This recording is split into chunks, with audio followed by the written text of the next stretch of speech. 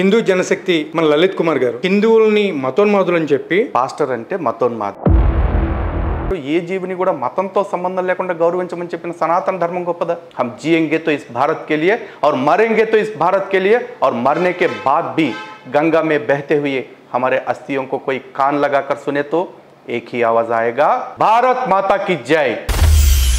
నచ్చపోతే నువ్వు నీకు నచ్చిన దేశానికి దొబ్బేయి, అంతేగాని ఈ దేశాన్ని చీలుస్తానంటే నిట్ట నిలువున చీల్చి పాత్రేస్తాం. ఇంకో లజ్జా కొడుకు వచ్చేసి నీ దేవుడు ఆ పెళ్ళాలన్నీ బజార్ తిరుగుళ్ళు ఎందుకు తిరిగా చెప్పు. ఈరోజు వక్ఫ్ బోర్డుకి భారతదేశము పాకిస్తాన్ రెండు దేశాలుగా విడిపోయింది. అలా పెట్టబడ్డ భూమి 9,70,000 ఎకరాలు. మరి బతకటానికి వచ్చిన బేవార్ చేతులకు మేకులు కొట్టు కూర్చున్నామా.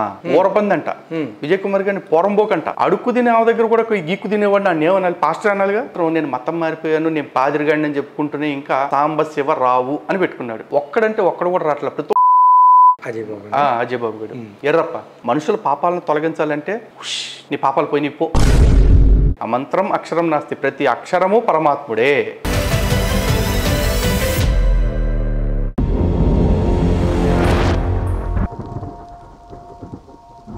హాయ్ హలో నమస్తే, నేను మీ anchor Nagendra. Welcome to Aira media. ఈ రోజు మనం ప్రముఖ వ్యక్తిని కలవడం జరిగింది. అది ఆయన ఎవరో కదండి, హిందూ జనశక్తి అధినేత అయినటువంటి మన లలిత్ కుమార్ గారు. సో ఆయన్ని ఈ రోజు మనం కలిసి కొన్ని విషయాలు చాలా వరకు ప్రాముఖ్యంగా ప్రతి ఒక్కరికి కూడా చర్చించదగ్గ కొన్ని విషయాలు ఈ మధ్య కాలంలో ప్రతి ఒక్కరికి కూడా ప్రాబ్లమేటిక్గా జరుగుతున్నటువంటి మత మార్పిళ్ళ గురించి కానివ్వండి, లేకపోతే మతాలకు సంబంధించిన విషయాలు కానివ్వండి, వాటన్నిటి గురించి కూడా మనం మాట్లాడబోతున్నాం. అంతేకాకుండా ఈ మధ్య కాలంలో కొన్ని ఆడియో లీక్స్ కూడా కొన్ని వచ్చినాయి. వాటి గురించి కూడా ఆయన్ని అడిగే తెలుసుకుని మనం ఈరోజు ప్రతి ఒక్కరికి కన్విప్ అవుతుందా కాదా అనేది కూడా మనం చూద్దాం. Welcome to Aira media. నమస్కారం అండి. సార్ ఏంటంటే ఇప్పుడు మేము మన ఐరా మీడియాలో ఫస్ట్ టైం మిమ్మల్ని ఇంటర్వ్యూ చేస్తున్నాం ఆఫ్టర్ లాంగ్ టైం. అది మేము అనుకున్న టైంలో మీకు టైం కుదరలేదు అండ్ మాకు కూడా దెర్ ఇస్ నో టైం.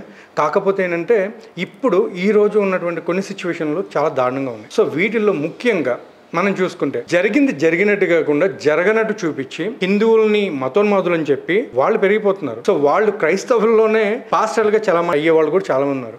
నేను అందరు పాస్టర్ గురించి మాట్లాడలేదు, ముఖ్యంగా కొంతమంది ఉన్నారు, వాళ్ళని బెగ్గర్స్ అని కూడా అంటారు. అవి లెట్స్ ఆస్క్ లలిత్ కుమార్ గారు. సో చెప్పండి. సో ముందుగా ఐరా మీడియా ప్రేక్షకులందరికీ నమస్కారం అండి. అలాగే నాగేంద్ర గారికి ధన్యవాదాలు. ఇక్కడ చిన్న కరెక్షన్ అండి, కరెక్షన్ కాదు, నా సైడ్ నుంచి చిన్న సబ్మిషన్ ఏంటంటే, మీరు అందరు పాస్టర్ల గురించి అనలేదంటున్నారు, బట్ నేను అందరు పాస్టర్ల గురించి మాట్లాడుతున్నా అండి.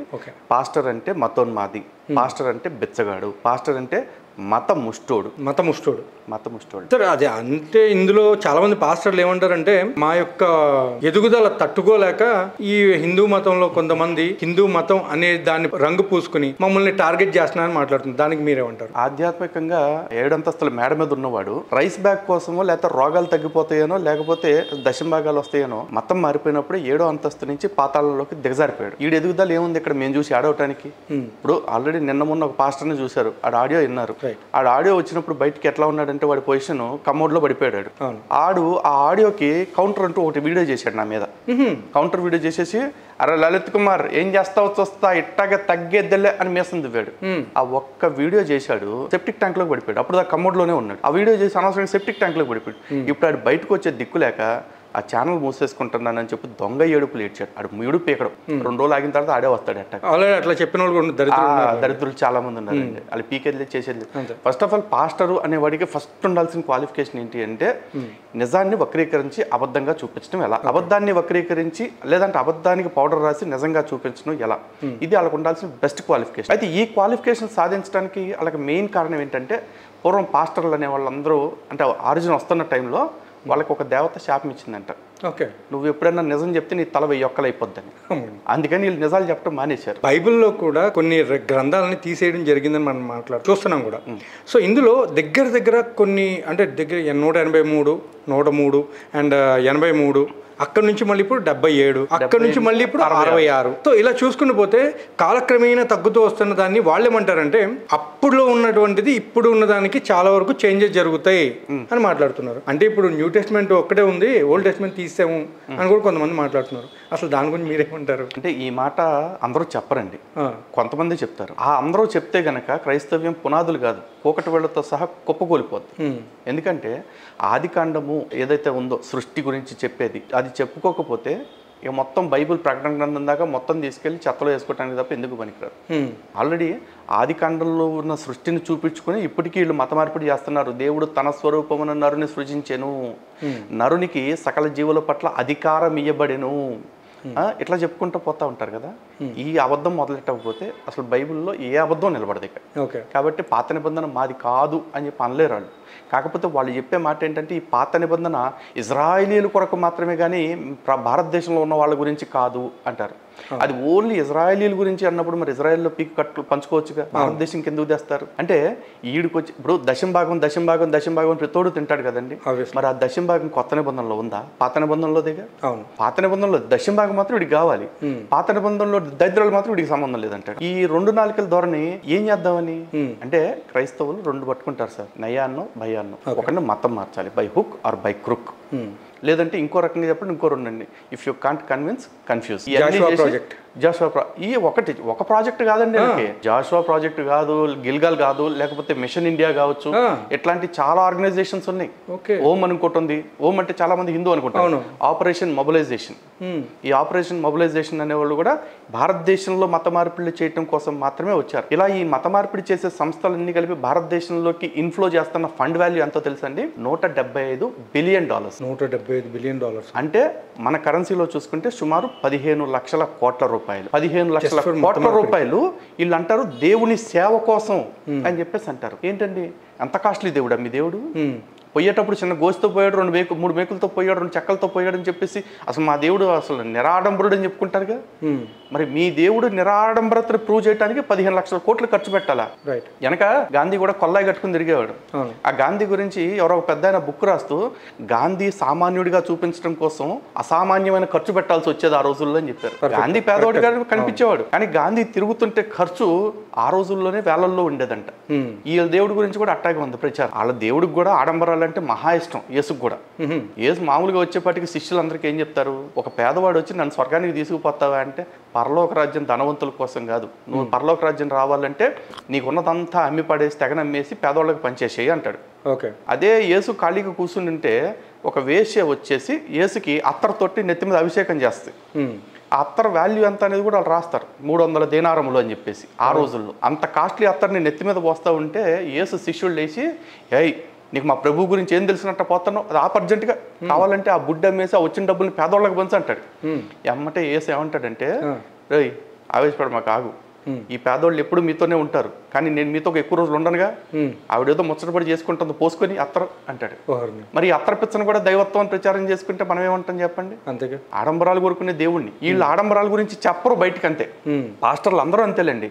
ఇప్పుడు బైబుల్లో నీవు దీర్ఘాయుష్మంతుడు అగినట్లు నీ తల్లిదండ్రులను సేవింపము సమ్మానింపము అని చెప్పిన మాట చర్చి గోడల మీద రాసుకుంటారు. కానీ అదే బైబుల్లో నా యుద్ధకు వచ్చేవాడు ఎవడైనా సరే తన తల్లినైనను తండ్రినైనను తన ప్రాణమునైనను ద్వేషింపకున్న ఎడల నా శిష్యుడు కానేరడు అంటాడు. మరి ఇది చెప్తాడు ఎవడన్నా? చెప్పరు. ఇది చెప్పడు. బైబుల్ 2 అంచుల కత్తి అని చెప్తారు, కాదండి 2 నాలుకల పాము. అటు ఒక మాట ఉంటుంది, ఇటు ఒక మాట ఉంటుంది. బైబుల్లో మా దేవుడు తల్లిదండ్రులు గౌరవించమన్నాడు, మరి అదే దేవుడు నీ తల్లిదండ్రులను ద్వేషించమన్నాడు. అదే దేవుడు ఏం చెప్పాడు, నీ పితరులు ఎరుగని దేవుడిని ఎవరైనా పూజించడానికి రమ్మని పిలిచిన ఎడల నీ కన్న తల్లినైననేమి, కౌగిటి నిలిచిన భార్యనైననేమి, కడుపున పుట్టిన బిడ్డనైననేమి అవశ్యము చంపవలెను. చంపేయాలి.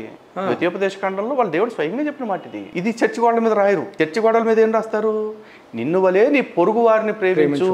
అసలు బైబిల్లో మొత్తం గొప్ప జ్ఞానం ఇదే అంటారు. అవును ఏమండి, బైబిల్లో ఇది గొప్ప మాట, ఒప్పుకుంటా. ఎందుకంటే నేను హిందువుని, మంచికి మంచి చెడుకు చెడు, దూద్ కా దూద్ పానీ కా పానీ 2 చూస్తా. బైబిల్లో నిన్ను వలే నీ పొరుగు వారిని ప్రేమించు అనే మాట అత్యద్భుతమైన మాట.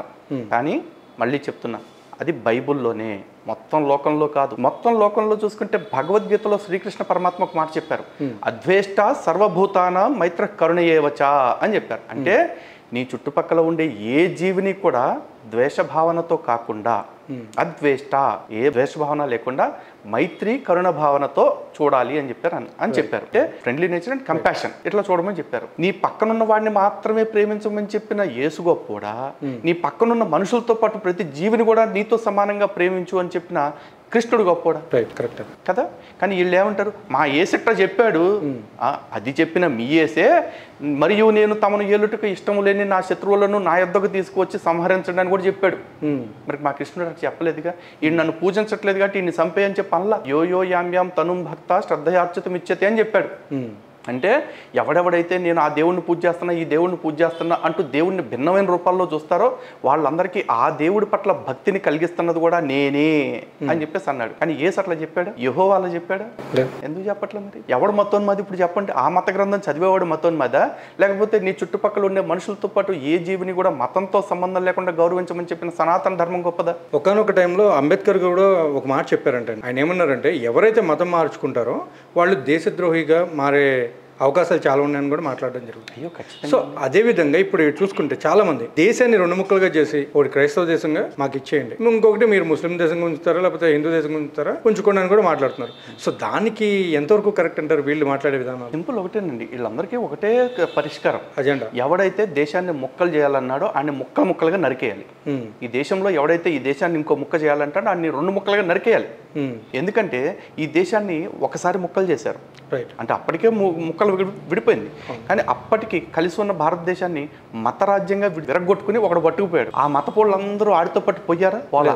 మేము అక్కడికి వచ్చి గాంధీ గారు ఏదో చెప్పారంట, ఎవరైనా ఇష్టం ఉన్న వాళ్ళు ఇక్కడ ఉండొచ్చు, లేని వాళ్ళు వెళ్ళిపోవచ్చు వస్తుందండి. ఇప్పుడు వెళ్ళిన వాళ్ళందరూ వెళ్ళిపోయారు, మిగతా వాళ్ళు ఇక్కడే ఉండడానికి ఫిక్స్ అయ్యారు. ఎందుకు? అక్కడ మేము బతకలేము, మాకు ఇక్కడే బాగుంటుంది, ఇక్కడే ఉంటాము అని చెప్పేసి ఇక్కడ ఉంటామని ఒప్పుకున్న వాళ్ళు ఈ రోజున మళ్ళీ భారతదేశంలో మైనారిటీలకు రక్షణ లేదు కాబట్టి భారతదేశంలో మాకు సపరేట్గా ఇంకో దేశం ఇచ్చేయండి మాకని చెప్పేసి ఎందుకు మొదలెట్టారు? ఈ రోజు మొదలెడతాం కాదు, ఆ రోజు దేశం విడిపోయిన తర్వాతే హైదరాబాద్ పాకిస్తాన్తో కలిసి ఉంటుందని చెప్పేసి సిగ్గు లేకుండా ప్రకటించాడు ఇక్కడ పాలకుడైన నిజాము. మరి ఈ రోజున క్రైస్తవులు కొత్తగా వచ్చారు, వాళ్ళు ఈశాన్య రాష్ట్రాల 7 రాష్ట్రాలని కలిపి నాగాల్యాండ్, గ్రేటర్ నాగాల్యాండ్ అని, నాగాల్యాండ్ ఫర్ క్రైస్ట్ అని వాళ్ళు ఉద్యమాలు చేస్తున్నారు. అంటే ఈ దేశంలో ఎవరి జనాభా పెరిగితే ఆడికో మొక్క కోసి ఇచ్చేయడానికి దేశం అంటే ఏమనుకుంటున్నారు? ఈ దేశం ఉన్న కేక్ ముక్క, దేశం అంటే ఉన్న మట్టి తునక. వాజ్పేయి గారు ఒక మాట చెప్పారండి, ఆయన ఒక కవిత్వం రాశారు, భారత్ कोई भूमि का टुकड़ा नहीं है, भारत एक जीता जागता राष्ट्र पुरुष है, ये वंदन की भूमि है, ये नंदन की भूमि है, ये अर्पण की भूमि है, ये तर्पण की भूमि है, यहाँ के नदी नदी हमारे लिए गंगा है, यहाँ के कंकड़ कंकड़ हमारे लिए शंकर है, हम जिएंगे तो इस भारत के लिए और मरेंगे तो इस भारत के लिए, और मरने के बाद भी गंगा में बहते हुए हमारे अस्थियों को कोई कान लगाकर सुने तो एक ही आवाज आएगा, भारत माता की जय. భారత మాత అంటే కేవలం ఒక మట్టి తునక కాదు, మాకు ఒక సజీవ స్వరూపం. ఇక్కడ ప్రతి నది, ప్రతి నీటి చుక్క కూడా మాకు గంగే, ఇక్కడ కనపడే ప్రతి కంకర రాయి కూడా మాకు శంకర స్వరూపం. అలాంటి పుణ్యభూమి, ధన్యభూమి, వేదభూమి అయిన భరతమాతని ఇంకా ఎన్ని భాగాలుగా చేల్చాలని కుట్రలు చేస్తారు? ఒక అంబికుడికి వచ్చేసి భారతదేశాన్ని భారతదేశంగా ఉంచాలనుకోగా భారతదేశాన్ని బైబుల్ రాజ్యంగా మారుస్తాంగా అంటాడు. అరే నీ బైబుల్ పుట్టక ముందే భారత్ పుణ్యభూమి, నీ దేవుడు అనేవాడి పేరు ఈ లోకానికి తెలియక ముందే భారతదేశంలో వేద కాంతులు విశ్వమంతా ప్రసరించాయి. ఇంకో గాడిద కొడుకు వచ్చేసి ర్యాలీ తీసి మీకు మేము ఇక్కడ ఉండటం ఇష్టం లేకపోతే మాకు దేశాన్ని పంచిచ్చేయండి. అరే గాడిద, నువ్వు బతకటానికి ఇక్కడికి వచ్చావు, రైస్ బ్యాగ్ కోసం నువ్వు మతం మారావు, నచ్చకపోతే నువ్వు నీకు నచ్చిన దేశానికి దొబ్బేయి, అంతేగాని ఈ దేశాన్ని చీలుస్తానంటే నిట్ట నిలువున చీల్చి పాత్రేస్తాం. ఇంకో జా కొడుకు వచ్చేసి భారతమాత భారతమాత అంటారు, భారతమాతకి ఎంతమంది భర్తలు అంటారు? అరే మరి ప్రతి దాన్ని పెళ్లి చేసుకుంటానని చెప్పి నీ దేవుడికి ఎంతమంది పెళ్ళాలు? ఆ పెళ్ళాలన్నీ బజార్ తిరుగుళ్ళు ఎందుకు తిరిగా చెప్పు? నీ బైబుల్లోనే రాసుకున్నాడుగా, దేవుడి పెళ్ళాలు పచ్చి వేశ్యలు అని చెప్పి రాసుకున్నాడుగా. అది ఎందులో ఉందండి? బైబుల్లోనే ఉందండి, యెహెజ్కేల్లోనే ఉంది. యెహెజ్కేల్ 19 అధ్యాయంలో ఉంది, యెహెజ్కేల్ 23 అధ్యాయంలో కూడా ఉంది. దేవుడికి 2 భార్యలు, ఓహోలా ఓహోలిబా అని చెప్పేసి. ఆ 2 అంటే ఎవరంటే 2 పట్టణాలు. ఆ పట్టణాలు బహుగా వ్యభిచరించాయి. అవి ఏ విధంగా వ్యభిచరించాయంటే ఆయా పట్టణములందు యవ్వన కాలమందు పిట్టుకాండ్రతో సుఖించాయి. గాడిద వంటి పురుషాంగము, గుర్రము వంటి స్కలనములు గల పురుషులతో అవి సుఖించాయి, వాటి చన్నులు నలిపించుకున్నాయి తమ యవ్వన కాలమున. ఈ పదాలన్నీ బైబిల్లోనే ఉన్నాయండి. కానీ వాళ్ళు ఏమంటారు? అవి 2 పట్టణాల గురించి అంటారు. కానీ ఆ 2 పట్టణాల గురించి నీ దేవుడు ఏం చెప్పుకున్నాడు? యవ్వన కాలమందు ఇవి నాకు ప్రధానము చేయబడ్డాయి, అంటే నాకు ఇచ్చి పెళ్లి చేయబడ్డాయి అన్నాడు. దేవుడు పెళ్ళాలయ్యి ఉండి మరి భోగ పంచాయతీలు ఏంటి? దేవుడు సొంత పెళ్ళాలను కూడా కంట్రోల్లో పెట్టుకోలేకపోయాడు. మేము ఎప్పుడైనా వాగామా? మనం అనట్లా. ఎందుకు అనట్లేదు? ఎందుకంటే ఆడి మతం, ఆడి పుస్తకం, దాంట్లో ఏం మట్టిగడ్డలు రాసుకుంటే నాకెందుకండి. కానీ నా మత గ్రంథం గురించి, నా మతం గురించి, నా దేవుడి గురించి మాట్లాడుతున్నప్పుడు నీ గ్రంథం గురించి, నా గ్రంథం గురించి నువ్వు అబద్ధాలు మొదలెట్టినప్పుడు నీ గ్రంథం గురించి నిజాలు నేను బయట పెడతా. అంతే, పాయింట్ 100%. కానీ ఈ మత ప్రాతిపదికన జరిగేవన్నీ వేరు. కానీ మట్టి ప్రాతిపదికకు వచ్చి నా దేశాన్ని మొక్కలు చేస్తానంటే మాత్రం క్షమించే ప్రసక్తే లేదండి. రైట్ అండి. అదే కాకుండా ఇందులో వక్ఫ్ బోర్డ్ అని చెప్పి ఒకటి రావడం కూడా జరిగింది ముస్లిం సంబంధించి. సో దాన్ని ఇప్పుడు అమలు చేస్తున్నారా, ఆపేశారా? అమల్లోకి వచ్చేసింది కదండి. వచ్చేసిందా? అమల్లోకి వచ్చేసింది. ఓ, ఈ వక్ఫ్ బోర్డ్ అనేది ఒక దారుణమైన చట్టం అండి. భారతదేశం లాంటి సెక్యులర్ అని చెప్పుకునే చోట ఉండకూడని చట్టం. ఓకే.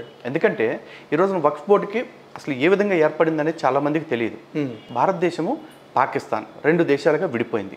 ఈ పాకిస్తాన్ వెళ్ళిపోయిన ముస్లిమ్స్ ఎవరైతే ఉన్నారో వాళ్ళ ఆస్తులు ఇక్కడ మిగిలిపోయినాయి. నిజానికి ఆ ఆస్తుల్ని వాళ్ళు వదిలేసుకునే వెళ్ళారుగా.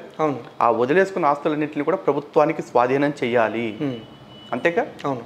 కానీ ప్రభుత్వానికి స్వాధీనం చేయకుండా ఆ రోజున గాంధీ నెహ్రూలు కూర్చొని చేసిన పని ఏంటంటే వక్ఫ్ బోర్డు అని పెట్టి ఎవరైతే పాకిస్తాన్ వెళ్ళిపోయారో వాళ్ళ ఆస్తులన్నీ కూడా ఇక్కడ ఉన్న ముస్లింలకే చెందుతాయి. కాబట్టి ముస్లిమ్స్ అందరికీ కలిపి వక్ఫ్ బోర్డు అంటే ధార్మిక బోర్డు ఒకటి పెట్టి ఈ భూములు ఈ ఆస్తులన్నీ కూడా దాని కింద పెట్టేశారు. అలా పెట్టబడ్డ భూమి 9,70,000 ఎకరాలు. 9,70,000 ఎకరాల భూమి.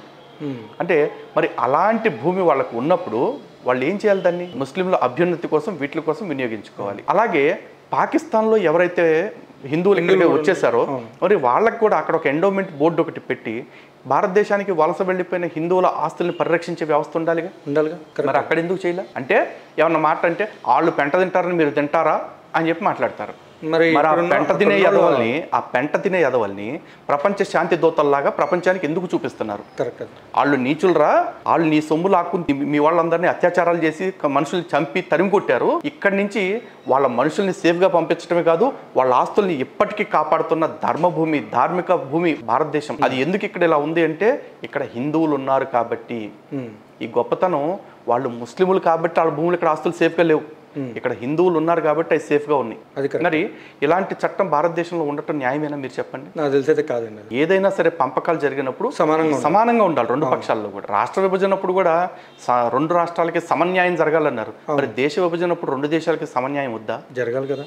మరి ఎందుకు చేయాలి? ఆ రోజున్న పెద్ద మనుషులు చెప్పుకుంటున్న గాడిద కొడుకులు. కరెక్ట్. అదే మా బాధ, కడుపు మంట. సో అదే కాకుండా ఇప్పుడున్నటువంటి పాస్టర్స్ అని మేము చెప్పుకుంటున్నాము, మేమే పాస్టర్స్, లేదు మేము క్రైస్తవ లీడర్స్ కూడా అని చెప్పుకునే వాళ్ళు చాలా మంది ఉన్నారు. అలాగే ఇప్పుడు భారతదేశంలో మాకు కూడా హక్కు ఉంది, మా హక్కుని కాలు రాయాలని చూస్తే మేము ఊరుకోం అని చెప్పేసి మాట్లాడేటువంటి పాస్టర్లు మీరు చూసే ఉంటారు. సో వాళ్ళ గురించి మీరేం మాట్లాడతారు చెప్పాలంటే? మీరు ఇంటి ఓనరు, ఒక 3 పోర్షన్లు ఇల్లు ఉంది, మీరు కింద పోర్షన్లో ఉంటున్నారు, పై 2 పోర్షన్లు రెంట్కి ఇచ్చారు. వినడానికి చాలా బాగుంది.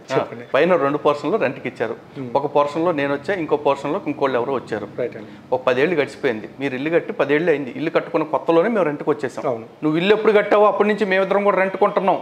కాబట్టి ఇంట్లో మా ఇద్దరికి కూడా వాటా ఉంటుంది, మేమిద్దరం ఉన్నాం. ఇంకా చెప్పాలంటే నువ్వు ఒక్కడవే ఉన్నావు కాబట్టి నువ్వు బయటకు పో అంటే ఎలా ఉంటుంది? ముడ్డు మీద పక్క కదా. పోను అలా కూడా వద్దు, నీది కింద పోర్షన్ వరకే, పై 2 పోర్షన్లు మా సొంతం అని మేమంటే ఎట్లా ఉంటుంది? అసలు మరి బతకటానికి వచ్చిన బేవార్స్ ముండా కొడుకులు బతకాలి ఇక్కడ. రైట్. మన దయాభిక్ష మీదే బతకాలి. కాకుండా నాకు హక్కులున్నాయి, బొక్కలున్నాయి, నాకు ఈ దేశంలో నేను అన్ని చేసుకుంటాను, మీ దేవుళ్ళని బండబూతులు తిడతాను, మీ పుస్తకాలను బండబూతులు తిడతాను, మీరు మాత్రం నన్ను గౌరవించాల్సిందే అంటే ఎవడన్నా మేము చేతులకు మేకులు కొట్టు కూర్చున్నామా? కానీ ఒక టైంలో నేను ఒక పాస్టర్ తోటి ఎవరితో మాట్లాడినప్పుడు యేసు ప్రభువుకి కొట్టినటువంటి 2 మేకుల్లో ఒకటి నేను, ఇంకొకటి కరుణాకర్ సుగుణ అని చెప్పేసి చెప్పడం జరిగిందని. ఆ మాటకి చాలా మంది క్రైస్తవ లీడర్లు, క్రైస్తవులు కాదండి, క్రైస్తవ లీడర్లు అని చెప్పుకున్న కొంతమంది వాళ్ళు చాలా బాధపడుతున్నారు. కేసు కూడా అయిపోయిందండి. కేసులు కూడా పెట్టారు. అయ్యో, నేనే కొంచెం లేట్గా ఉన్నాను. సో ఈ విధంగా మీరు మాట్లాడడం అనేది వాళ్ళని కించపరచడానికా లేకపోతే లేదా ఎవరైతే అమాయకమైనటువంటి క్రైస్తవులు ఉన్నారో వాళ్ళ కళ్ళు తెరిపించడానికి? ఒకటండి, వాళ్ళ దృష్టిలో నేను కరుణాకర్ గారు మతోన్మాదులు, క్రైస్తవ ద్వేషులు, క్రైస్తవ ద్రోహులు, అంతేగా. ఆ రోజు క్రీస్తుకు మేకులు కొట్టిన వాళ్ళు అంతా క్రీస్తు అభిమానులా, క్రీస్తుని ద్వేషించే వాళ్ళేగా. రైట్, అంతే కదా. ద్వేషించే వాళ్ళు అట్లా చెప్పుకుంటారు. అలా ద్వేషించే వాళ్ళే క్రీస్తు నిజమైన దేవుడు అని ఒప్పుకున్న వాళ్ళు కూడా ఉన్నారు అందులో వాళ్ళే.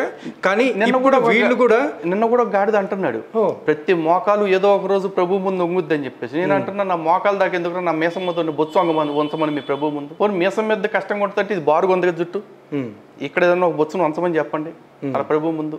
నాకేం అవసరం? ఇప్పుడు నమ్మి బాప్తిజం పొందువాడు రక్షించబడును, నమ్మనివాడు శిక్షించబడును అనగానే ప్యాంట్లు దడిపేసుకుని వద్దు బాబు నేను నమ్మేస్తాను నన్ను శిక్షించొద్దని అడుక్కోవటానికి నేనేమన్నా ఆళ్ళ గొర్రెనా? బుర్రన్న మనిషినండి.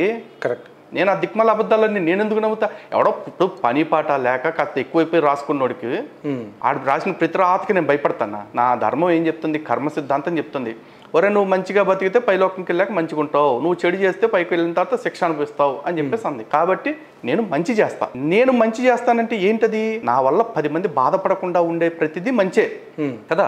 నా ధర్మం నాకేం చెప్తుందండి? ఉరులెయ్యవి అనరించిన నరవరమ ప్రియంబు తన మనంబున కగు తానురులకది చేయకుండుట పరాయణము పరమధర్మ పదములకెల్లన్.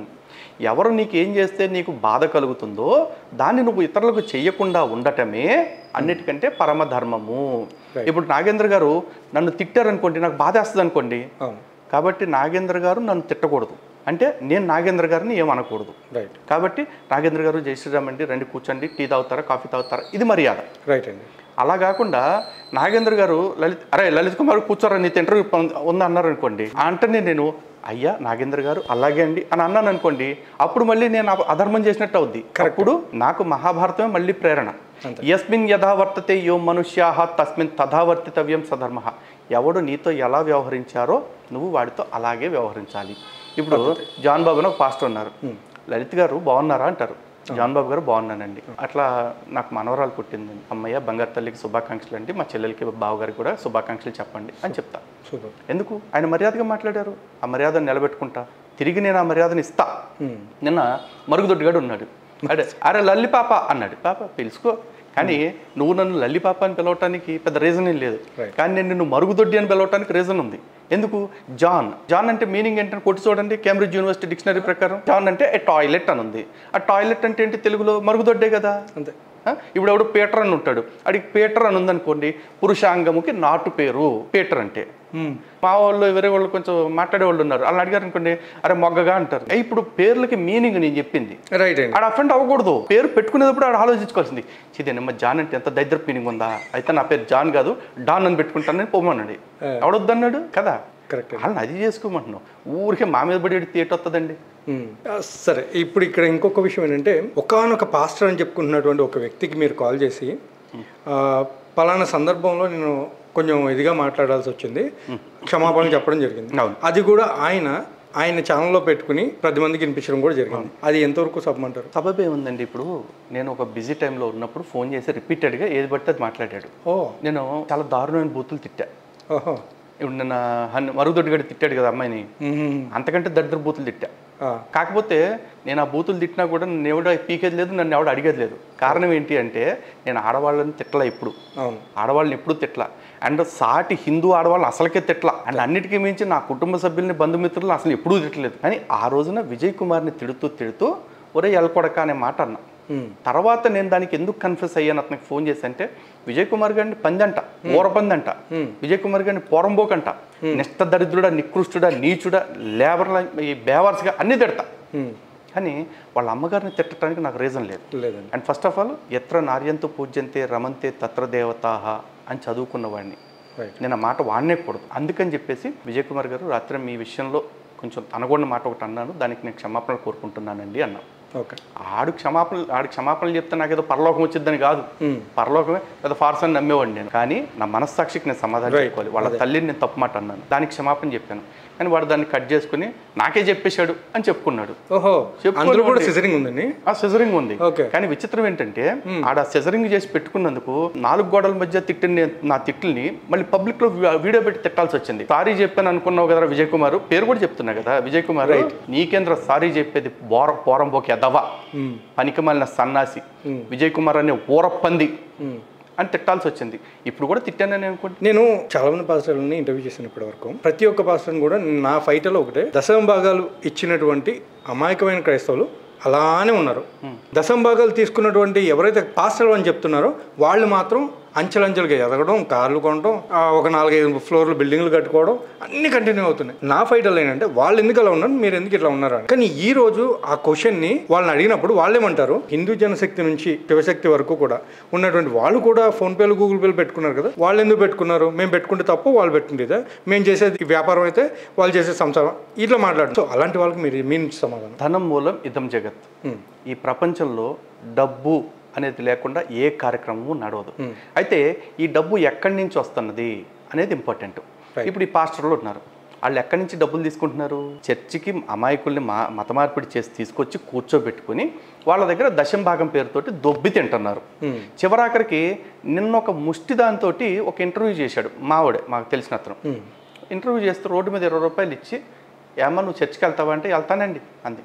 ఇప్పుడు 20 రూపాయలు పాస్టర్ కావాలి డబ్బులు ఇస్తావంటే పాస్టర్ గారికి రోజు 10 రూపాయలు దశమ భాగం తీస్తానండి అని చెప్పేసి అంది. అడుక్కు తింటుందామా, అడుక్కు తినే దగ్గర కూడా గీక్కు తినేవాడు నన్ను ఏమనాలి, పాస్టర్ అనాలిగా, అంతేగా కదా. మరి అంత దారుణంగా మేము దోచుకుంటున్నాము. నువ్వు కూలి పని చేసుకొస్తావా, అడుక్కొస్తావా, వ్యభిచారం చేస్తే వస్తావా, సాయంత్రంకి వచ్చేప్పటికి దశమ భాగం నాకు ఇయ్యని మేము అడగట్లేదుగా.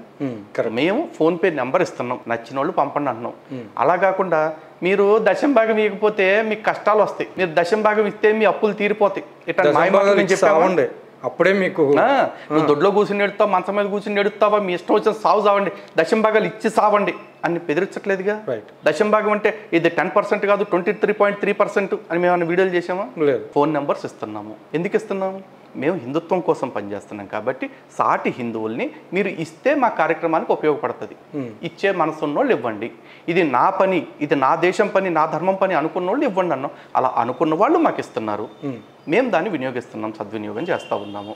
అండ్ అన్నిటికంటే దారుణమైన విషయం ఏంటంటే మేము భారతీయుల దగ్గర, నా ధర్మం వాళ్ళ దగ్గర తీసుకుంటున్నాం, కానీ వీళ్ళు విదేశాల నుంచి విదేశీయుల డబ్బు, ఈ జాషువా ప్రాజెక్ట్ ఒకటి కావచ్చు, గిల్గాల్ ప్రాజెక్ట్ ఒకటి కావచ్చు, ఆపరేషన్ మొబిలైజేషన్ కావచ్చు, లేకపోతే ఇంకా తొర్రి సంస్థలు చాలా ఉన్నాయి, అలాంటి వాళ్ళ దగ్గర తెస్తున్నారు. ఓకే, మేమేమన్నా విదేశీయుల దగ్గర మా దేశంలో ఇట్లా చేయడానికి లేదు, అట్లా చేయడానికి లేదని ముష్టెత్తుకు వస్తున్నామా? లేదు కదండి. ఇక్కడ ఇంకొక విషయం ఏంటంటే మీరు బియర్డ్ పర్సన్, ఆయన పేరు అది ఉంది, పేరు మర్చిపోయాను, బియర్డ్ వేసుకుని ఉంటారు. ఒక ప్రముఖ ఛానల్లో కూడా మీరు ఆయనతో ఇంటర్వ్యూలో కూర్చున్నారు కూడా. అప్పుడు ఆయన సెక్యులారిటీ గురించి మాట్లాడారు. ఆయన్ని రీసెంట్లీ హిందువులు వెళ్ళి చితకొట్టు కొట్టేశారు. నేను అనేది ఏంటంటే ప్రతి ఒక్కరిని అలా కొట్టడం కరెక్ట్ అంటారా, లేకపోతే ఎట్లా? నేను హిందువులందరికీ కూడా చెప్తున్నా అండి, దయచేసి ప్రతి ఒక్కరిని ఈ విధంగా భౌతిక దాడులు చేసి కొట్టడం కరెక్ట్ కాదు. ఎవరైతే ఇలా హిందూ వ్యతిరేకంగా మాట్లాడతారో అలాంటి వాళ్ళందరినీ మాత్రం ఇలా కొట్టండి. అంటే ఆయన హిందూ వ్యతిరేకంగా మాట్లాడంటారా, లేకపోతే ఎట్లా? రాముడు దేవుడు కాదు, ఈ దేశపు ఆత్మకి అసలు వాళ్ళతో సంబంధం లేదని మాట్లాడాడు దౌర్భాగ్యుడు. మరి ఆయన కొట్టరా? భారతదేశం ఈ రోజు భారత భూమిగా లేదు, ఎప్పటి నుంచో రాముడు వచ్చినా ఈ దేశం ఇలాగే ఉంది, ధర్మభూమి, పుణ్యభూమి, వేదభూమి. ఇప్పుడు బైబిల్లో వచ్చినట్టు యెహోవా ఉన్నప్పుడు ఒక ధర్మశాస్త్రం, యేసు వచ్చాక ఇంకో ధర్మశాస్త్రం లాగా, శివుడు ఉన్నప్పుడు ఒకటి, రాముడు వచ్చిన తర్వాత ఒకటి, తర్వాత కృష్ణుడు వచ్చిన తర్వాత ఇంకో ధర్మశాస్త్రం, ఏది రాలేదండి. రాముడు వచ్చినా వేదం ప్రకారమే జీవించాడు, కృష్ణుడు వచ్చినా వేదం ప్రకారమే జీవించాడు. అలాంటి వేదం పుట్టిన వేదభూమి ఇది. ఈ భూమి గురించి, ఈ భూమి మీద నడయాడిన మహాత్ముల గురించి ఇష్టం వచ్చినట్టు మాట్లాడితే ఎవడు మాత్రం చూస్తూ కూర్చుంటాడు? ఎంతకాలం చూస్తూ కూర్చుంటారు? ఆ కొట్టిన వ్యక్తులు ఎవరైతే ఉన్నారో వాళ్ళందరికీ కూడా నాకు పరిచయం లేదు, ఇప్పుడే చెప్తున్నాను, ఒక్కొక్కరికి ఒక్కొక్క శిరస్సు వంచి పాదాభివందనం చేస్తున్నాను అనుకోండి. అంటే ఇప్పుడు మీరు సమర్థిస్తున్నారు? సమర్థించేశానండి. సమర్థించేశారు. ఇంకా ఆయన మాట్లాడిన విధానంలో అంటే వ్యాపారస్తుల గురించి మాత్రమే నేను మాట్లాడాను, అందరి గురించి కాదు అనేసి కూడా మాట్లాడారు కదా. వ్యాపారం అంటే చాలా రకాలు ఉంటాయండి. అమ్మాయిలను సప్లై చేసేది కూడా ఆడికాడు వ్యాపారమే అనుకుంటాడు, ఆడి వ్యాపారం వాడు చేసుకోవచ్చు, కానీ ఆ వ్యాపారాన్ని సమాజం సమర్థిస్తుందా లేదా లేదు, అది చూడాలి. ఇప్పుడు వీడు కుక్కతోళ్ళే అమ్ముకుంటాను, కుక్కలకి సంబంధించిన ప్రొడక్ట్స్ అమ్ముకుంటున్నా అన్నాడు.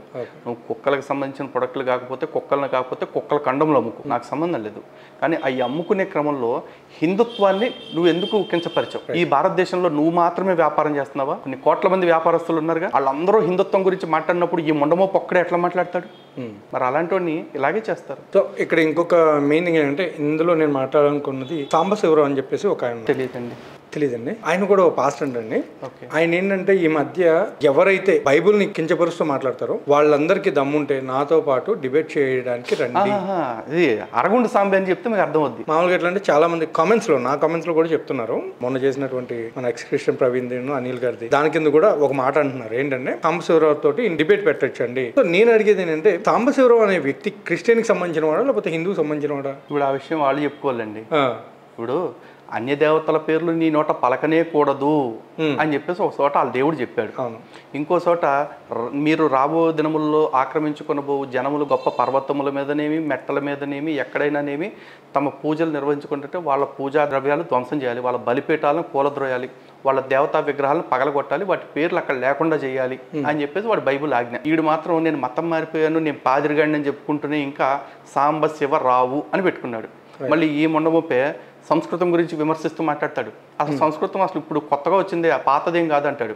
వీడి పేరులో సాంబ అనేది సంస్కృత పదం, శివ అంటే సంస్కృత పదం. మరి ఎన్ని రెండు సంస్కృత పదాలు ఆడి పేర్లో పెట్టు, అది అఫ్కోర్స్ సంస్కృతాన్ని ఆడే కాదు, బైర్ నరేష్ గారు కూడా పెట్టుకున్నాడు.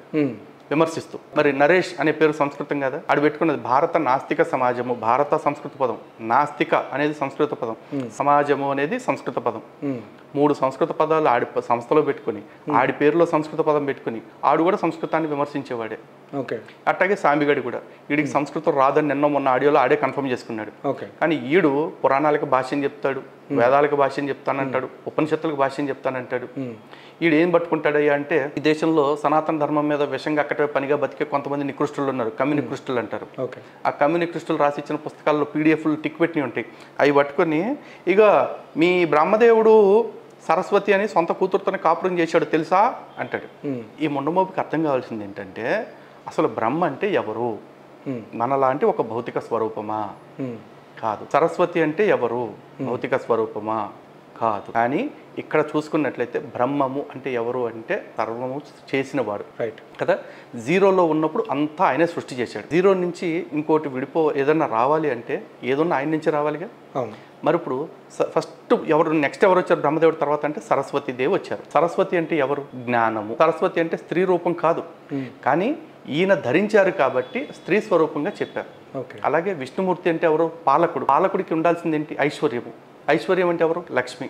కాబట్టి లక్ష్మీదేవి విష్ణుమూర్తి దగ్గర ఉంది, పాలకుడు కాబట్టి. ఇప్పుడు రాజు అని చెప్పుకుంటే నేను, నా దగ్గర రాజ్యం ఉండాలి, రాజ్యంలో ప్రజలను పోషించగలిగే సంపద ఉండాలి. అవి ఏమీ లేకుండా నేను రాజు అంటే పోయి దులుపుకో బూజు అంటారు. అలాగే శివుడు అంటే లయకారకుడు. సర్వాన్ని లయం చేసుకోవాలంటే ఆయనకి దగ్గర ఉండాల్సింది ఏంటి? శక్తి. ఆయన భార్య పార్వతి అమ్మవారు, పరాశక్తి. అలా బ్రహ్మదేవుడి దగ్గర ఉన్న అమ్మవారు సరస్వతి, జ్ఞాన స్వరూపం. సమస్తాన్ని సృష్టి చెయ్యాలి అంటే ఫస్ట్ ఆయన జ్ఞానాన్ని పొందాలి. ఎవరన్నా సైంటిస్ట్ ఒక వస్తువు కనిపెట్టాలంటే అతనికి ఏముండాలంటే నాలెడ్జ్ ఉండాలిగా, రైట్. ఆ నాలెడ్జ్ ప్రకారం ఏదైనా వస్తువు తయారు చేసిన తర్వాత ఇగో తీసుకుని వాడుకో అంటాడా, లేకపోతే దాన్ని ఫస్ట్ టెస్టింగ్లో పెట్టి ప్రోస్ అండ్ కాన్స్ అన్ని అనలైజ్ చేస్తారా? దాని మంచి చెడులు అన్ని టెస్టింగ్ చేసుకుంటారు కదా. అలాగే బ్రహ్మదేవుడు తన నుంచి ఒక శక్తిని సృష్టించుకుని ఆ శక్తిని తను పొందటం కోసం తప్పించాడు.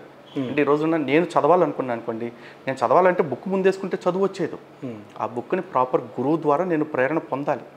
మీరు ఎంబీబీఎస్ చదివారు అనుకుందాం, మీరు ఎంబీబీఎస్ బుక్స్ అన్ని మీ కాలేజ్లో నేర్చుకున్నారు కాబట్టి డాక్టర్ అవుతారు, రైట్. అదే బుక్స్ నేను ఇంట్లో కూర్చొని చదివి నేను డాక్టర్ అవ్వగలను? అవ్వలేను. అలాగే జ్ఞానం కూడా అంతే. జ్ఞానం ఉంటుంది, కానీ ఆ జ్ఞానాన్ని మనం తప్పించాలి, పొందాలి అని. సరస్వతి దేవి విషయంలో కూడా ఆయన అదే. ఆవిడ ఎటు తిరిగి తట్టు వెళ్ళారంటే జ్ఞానం అన్ని పక్కలా ఉంటుంది, కానీ అన్ని పక్కల ఉండే సమస్త జ్ఞానాన్ని ఆయన పొందాలనుకుని తప్పించాడు. ఇది దాని వెనకాల ఉన్న ఆధ్యాత్మిక రహస్యం. ఇది అలా చూడకుండా సరస్వతీదేవితో 100 ఏళ్ళు కాపురం చేశాడు. 100 ఏళ్ళు ఆయన కాపురం చేసి ఏం చేశాడు? మనువుని కన్నాడు. మనువు అంటే ఎవరు? మానవులకి ఆద్యుడు, రైట్. అందుకే మనుషుల్ని మానవులు అంటారు. మను శబ్దం నుంచి మానవ శబ్దం వచ్చింది. లేదు మనుషులు అన్నా కూడా మను అనే శబ్దం నుంచే వచ్చింది. చివరికి ఈరోజు హ్యూమన్ అంటారు, దానిలో కూడా మను శబ్దమే ఉంది. ఆ మనువు తర్వాతే మానవులు వచ్చారు కాబట్టి వాళ్ళిద్దరూ కలిసి ఆ మానవుల్ని తయారు చేశారు, సృష్టించారు. ఇక్కడ ఎక్కడన్నా అక్రమ సంబంధం ఉందా అంటే? పురాణం వెనకాల ఉన్న ఈ తాత్వికతను అర్థం చేసుకోకుండా నేను భూత కోణంలోనే చూస్తానంటే, నేను అల్లట్ల పుస్తకంలో చూసుకున్నట్టు చూసుకుంటానంటే కుదరదు. ఇక్కడ ఫస్ట్ ఆ జ్ఞానాన్ని అర్థం చేసుకోవాలి. ఆ జ్ఞానాన్ని అర్థం చేసుకోలేని సవటలతో నేను ఏం డిబేట్ చేస్తాను? నాలాంటి వాళ్ళు ఎవరైనా కూడా ఏం డిబేట్ చేస్తారు చెప్పండి? నేను పట్టుకున్న కుందేలకి 4 కాళ్ళు ఉన్నాయి, 4 కాళ్ళు 3 కాళ్ళే ఉన్నాయి, ఆ 3 కాళ్ళతోటే అది డిస్కో డ్యాన్స్ ఆడుతుంది, క్యాబరే డ్యాన్స్ ఆడుతుంది అంటే కరెక్ట్. నీ కర్మ, నిన్ను నమ్మే వాళ్ళ కర్మ. ఆయన జ్ఞానం అనుకుంటున్న వాళ్ళు ఎంతమంది ఉన్నారు. కర్మ ఏంటంటే చాలా మంది కామెంట్లో పెడతా ఉంటారు, దమ్ముంటే మా సాంబార్లతో చేయరా, ఆడో తాగుపోతే అదవా, ఆడేదో తాగుబోతూ తనంతో ఆడికి తోచింది చదివేసుకుని నచ్చింది రాసేసుకుని నువ్వు వచ్చి డిబేట్ చేస్తావా అంటే, ఇప్పుడు నేను ఒక చిన్న పాయింట్ ఇచ్చానండి మీకే. ఇప్పుడు జార్జ్ బుష్ గారు అబ్బాయి ఎల్కే అద్వానీ గారు అండి, ఈ విషయం మీద మనం తెలుసుకోవాలి అర్జెంట్గా. మీరు నాతో డిబేట్ చేస్తారా? తెలియదుగా చేయను. జార్జ్ బుష్ గారు అబ్బాయి ఎల్కే అద్వానీ అంటే ఒప్పుకుంటారా? ఒప్పుకోరుగా. అసలు ఒప్పుకోని అంశం మీద డిబేట్ ఏంటి? ఇంకా తాడు బొంగరం ఉంటే దాని మీద డిబేట్ చేస్తాం.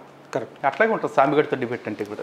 రైట్ అండి. రాధా మనోహర్ దాస్ గారు ఉన్నారు, ఆయన్ని నేను రీసెంట్లీ ఇంటర్వ్యూ చేయడం జరిగింది. ఆ ఇంటర్వ్యూలో ఆయన చెప్పిన విధానం ఏంటంటే, అసలు వాళ్ళ గ్రంథాన్ని అనాల్సిన పని నాకేంటమ్మా, ఎగ్జాక్ట్లీ నాకేంటి, వాళ్ళు నా ధర్మాన్ని నా గ్రంథాలని ఇది చేయకుండా నా హిందువుల్ని దొంగ మతాలు మార్చకుండా ఉంటే నేను చేయాల్సిన అవసరం నాకు లేదు. నేను వాళ్ళ గ్రంథాల్లో లేనిది మాట్లాడితే నేను డైరెక్ట్ గా క్షమించమనడానికి సిద్ధంగా ఉన్నా. వాళ్ళ గ్రంథాల్లో ఉన్నదని మాట్లాడుతున్నా, లేని మాట్లాడలేదని మాట్లాడడం జరిగింది. 10 ఏళ్ల నుంచి ఈ క్రైస్తవ సమాజం మొత్తానికి ఛాలెంజ్ ఇస్తున్నానండి. 10 ఏళ్ల నుంచి ఇస్తున్నా. ఒక్కడంటే ఒక్కడు కూడా రావట్లేదు, ప్రతోడు ఛాలెంజ్ చేస్తాడు.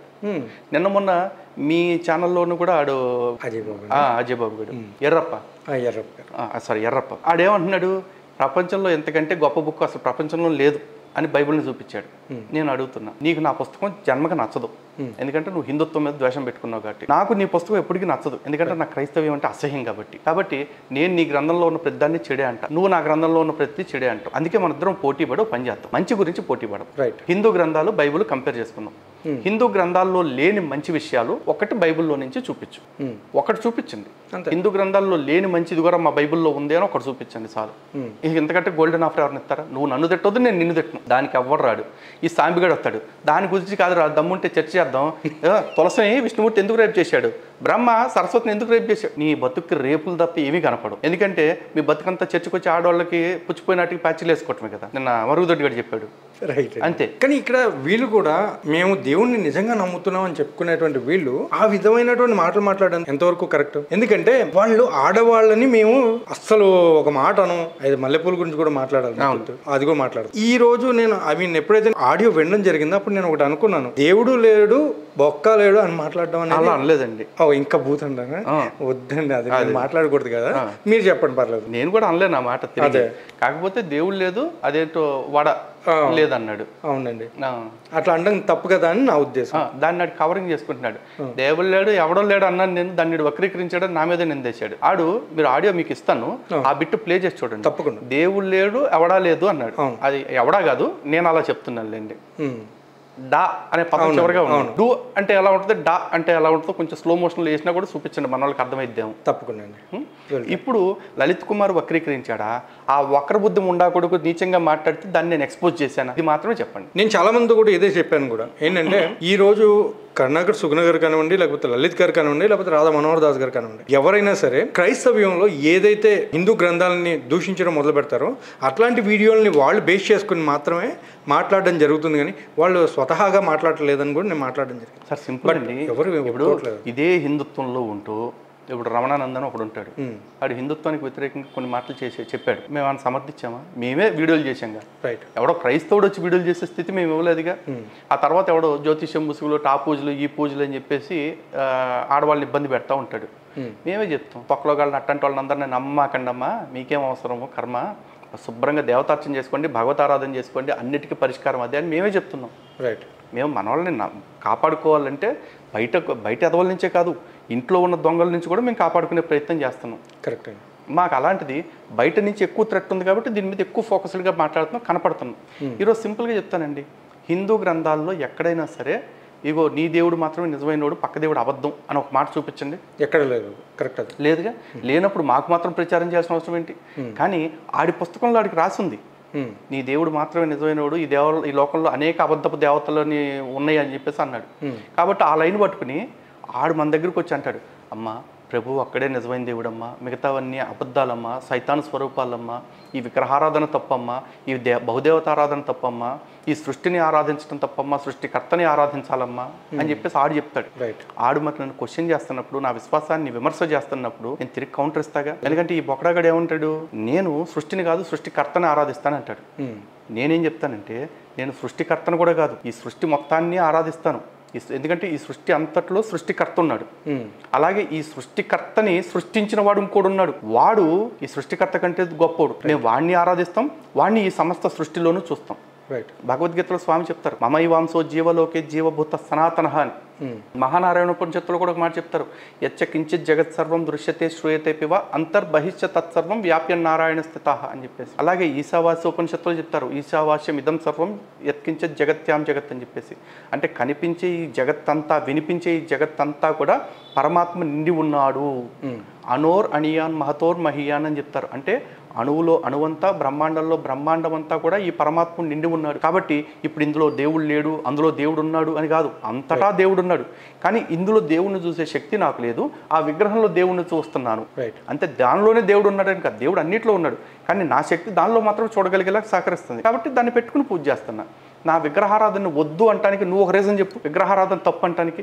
ఆ రోజున మోషేకి దేవుడు విగ్రహం తయారు చేయడం, దేవుడు రూపం గీయటం చేతగాక విగ్రహారాధన తప్పు అని సరిపెట్టేశాడు. అంతే కదండి. కరెక్ట్. ఈ రోజున అంత గొప్పోడు యెహోవా అని చెప్తారు కదా, కానీ యెహోవాకి మనుషుల పాపాలను తొలగించాలంటే నీ పాపాలు పోయి నీ పో అని అనలా. ఒక మనిషి స్వరూపాన్ని భూమి మీదకి పంపి తన కొడుకులాగా ఆ మనిషిని బలిస్తే, నరబలిస్తేనే క్రైస్తవ్యం అనేది నరబలి మీద నిలబడింది. యేసుని చంపటం వల్ల ఇలా పాపాలు పోయినాయి అన్న నరబలి మీద ఉంది.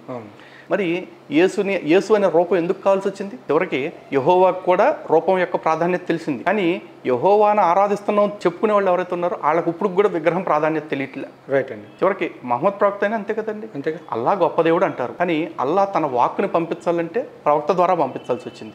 గాలిలోంచి ఊడిపడేలాగా చేయొచ్చుగా, మరి ఎందుకు చేయలేదు ఆయన? అంటే ప్రతి దానికి రూపం కావాల్సిందే. ఇప్పుడు నాగేంద్ర గారు అక్కడ నా సెల్ ఫోన్ ఉంది ఇవ్వండి అన్నానండి. ఆ సెల్ ఫోన్ గతంలో మీరు చూశారు కాబట్టి సెల్ ఫోన్ నాకు ఇవ్వగలుగుతాను. అసలు మీకు జీవితంలో సెల్ ఫోన్ అంటే ఏంటో ఎన్న కూడా ఇలా. నాగేంద్ర గారు నాకు ఆ గదిలో నా సెల్ ఫోన్ ఉంది ఇవ్వండి అంటే ఇవ్వగలుగుతారా మీరు? ఏంటండి అది? తెలియదు కదా. అంతేగా. విగ్రహం కూడా అంతే.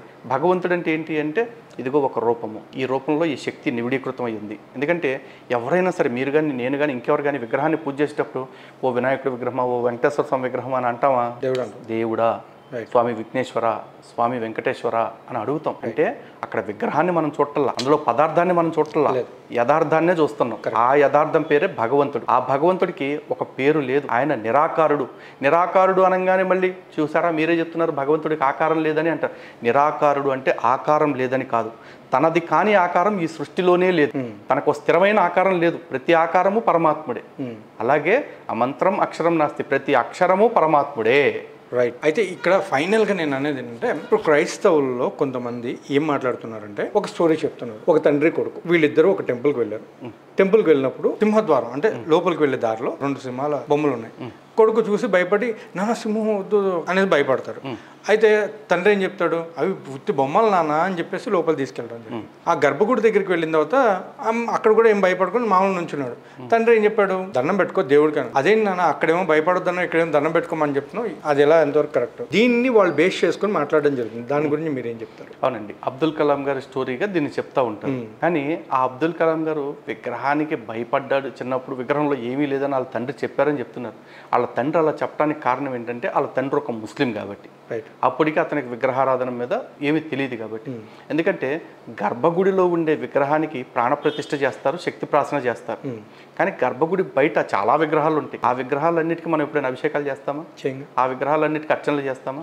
చేయంగా. ఆ లోపల ఉండే ఇది సింపుల్. ఒక ఆఫీస్కి వెళ్ళాం, లోపల ప్రైమ్ మినిస్టర్ గారు ఉన్నారు, బయట ఒక 100 మంది సెక్యూరిటీ గార్డులు ఉన్నారు. ఇప్పుడు 100 మంది సెక్యూరిటీ గార్డులు ప్రైమ్ మినిస్టర్లు అవుతారా? కాదుగా, అవరుగా. వీళ్ళు మనుషులు, వాళ్ళు లోపల ఉండే మనిషేగా. ఆయనకు ఉన్నటువంటి అధికారం వేరు కదా. విగ్రహాల విషయంలో కూడా అంతేగా. బయట ఉండే విగ్రహం వేరు, లోపల ఉండే విగ్రహం వేరు. సింపుల్. ఇంకో మాట కూడా మాట్లాడుకుందాం అంటే, ఇక్కడ మళ్ళీ కన్ఫ్యూజన్ లేకుండా, లోపల ప్రధానమంత్రిని చూసి భయపడతామా, బయట బాడీ గార్డ్ చేతిలో ఉన్న గన్నులు చూసి భయపడతారా? లోపల ఉన్న ప్రధానమంత్రిని చూసి. మరి అదే విగ్రహానికి దానికి కూడా తేడా. గుళ్ళో ఉండే విగ్రహానికి గుడి బయట ఉండే విగ్రహానికి తేడా చెప్పడం ఆ రోజు అబ్దుల్ కలాం తండ్రికి చేతకాల. కానీ పెద్ద అయిన తర్వాత అబ్దుల్ కలాం దాన్ని తెలుసుకున్నారు. అందుకే ఆయన భగవద్గీత నేర్చుకున్నారు, వీణ విద్య నేర్చుకున్నారు. అందుకే ఆయన అంత గొప్ప స్థితికి వెళ్ళారు. ఇది అండి మన ఐరా మీడియాలో ఈ ఇంటర్వ్యూ చూసిన ప్రతి ఒక్కరికి కూడా thank you so much for your time sir. Thank you. Keep watching Aira media. జై హింద్.